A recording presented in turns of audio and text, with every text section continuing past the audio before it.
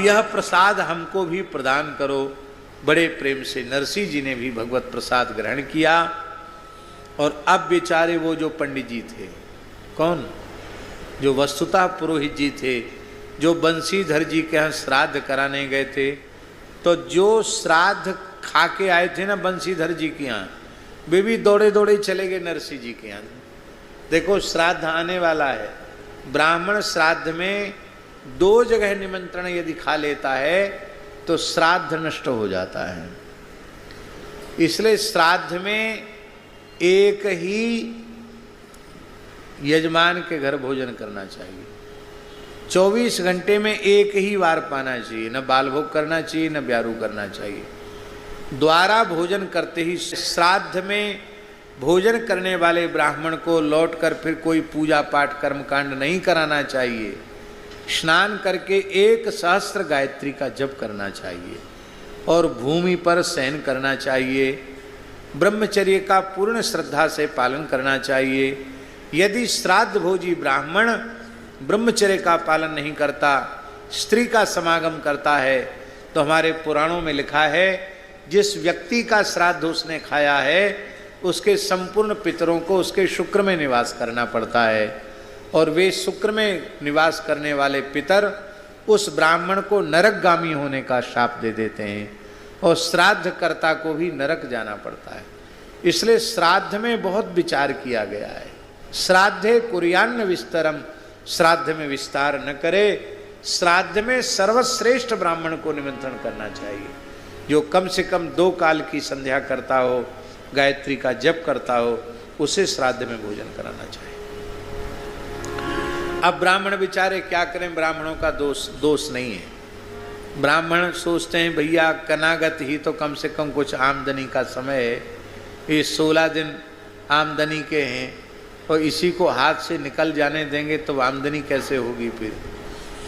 अब लोग देते हैं थोड़ी थोड़ी दक्षिणा, 100-100 रुपये दक्षिणा देंगे मान लो, तो 5 जगह न्योता थोड़ा थोड़ा खाया तो कितना हुआ, 500 रुपये हुआ। तो आपको भगवान ने सामर्थ्य दी है तो आप ब्राह्मण को निमंत्रित करके घर बुला लीजिए, 1 रात्रि घर पर ही रखिए उनको, उनकी पूरी सेवा कीजिए और 100 रुपया नहीं, यदि आपकी सामर्थ्य है तो 11,000 21,000 दीजिए, बढ़िया वस्त्र दीजिए। तो महाराज वो तो 1,000 नहीं 2,000 गायत्री जप लेंगे तुम्हारे घर में रह के। उनको पता तो चले कि हाँ यजमान उदारता पूर्वक करेगा। अब यजमान कंजूसी करते हैं तो ब्राह्मण जो है वो उनको विचारों को अपना गृहस्थाश्रम चलाना है, उनके मन में लोभ आ जाता है।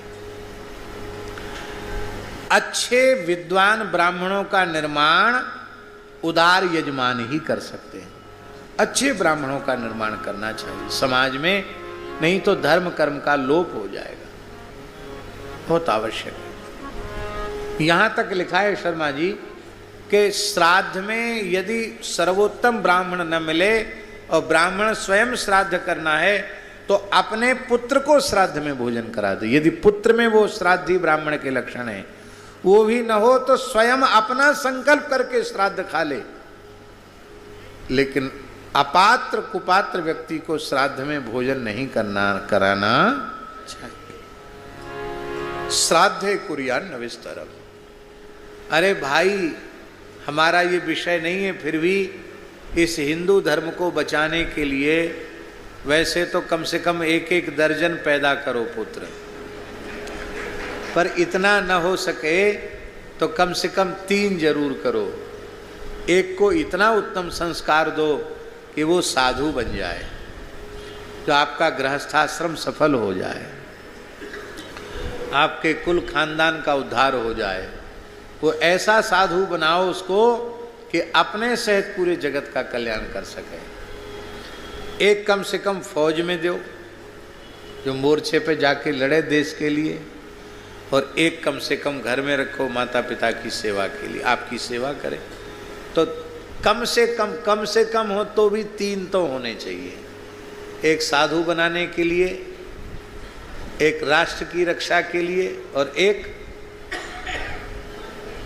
किस लिए? हाँ, माता पिता की सेवा के लिए। यहाँ हम पंजाब में देख रहे हैं शर्मा जी, मैया बाप वृद्ध हो गए, बच्चे कहाँ हैं? एक है, बोले वो तो कनाडा में है, वो अमेरिका में है, वो ऑस्ट्रेलिया में है। मैया बाप की सुध लेने की किसी को फुर्सत नहीं। आपने संतान ही पैदा क्यों किया? संयुक्त परिवारों की व्यवस्थाएं समाप्त होती चली जा रही हैं, और संयुक्त परिवार की व्यवस्थाएं नहीं हैं तो गृहस्थाश्रम का सुख नहीं है। हमारे यहाँ साधु सन्यासियों के लिए लिखा है कि उन्हें अपने पूर्वाश्रम का स्मरण नहीं करना चाहिए। विरक्त साधुओं को अपने पूर्वाश्रम का कि हम पहले ऐसे थे, अमुक थे, तमुक थे, ये नहीं कहना चाहिए, मना है। फिर भी हम बता रहे हैं, जिस परिवार में हमारे शरीर का जन्म हुआ, 4 तो बाबा थे। कितने? 4 बाबा, 4 पितामह और 12 चाचा। कितने? 12 चाची, 12 चाचा, 4 बाबा, और उनके सब तमाम लड़के बच्चे बहनें इतनी थी कि बचपन में राखी बांधते बांधते यहाँ तक राखी बंध जाती थी। और इतना बड़ा पूरा परिवार एक जगह रहता था। आप सोचिए, अलग अलग चूल्हे नहीं थे, एक रसोई सबकी बनती थी। और लोग कहते थे कि इस क्षेत्र में ऐसा कोई परिवार बताओ जिनके चूल्हे की आग बुझती ना हो, इतने लोग घर में रहते हों, हमेशा कुछ न कुछ बन रहा है।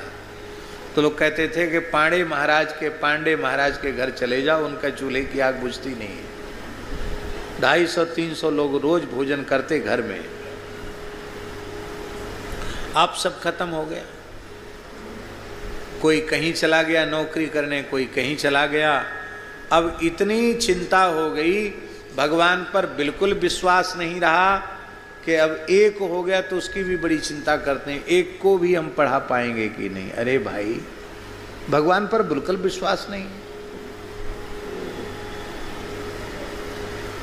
तो पहले साधु ज्यादा थे, अब साधु बहुत कम है। साधु बनने वाली फैक्ट्री बंद होने के कगार पे है। अब जो लोग हैं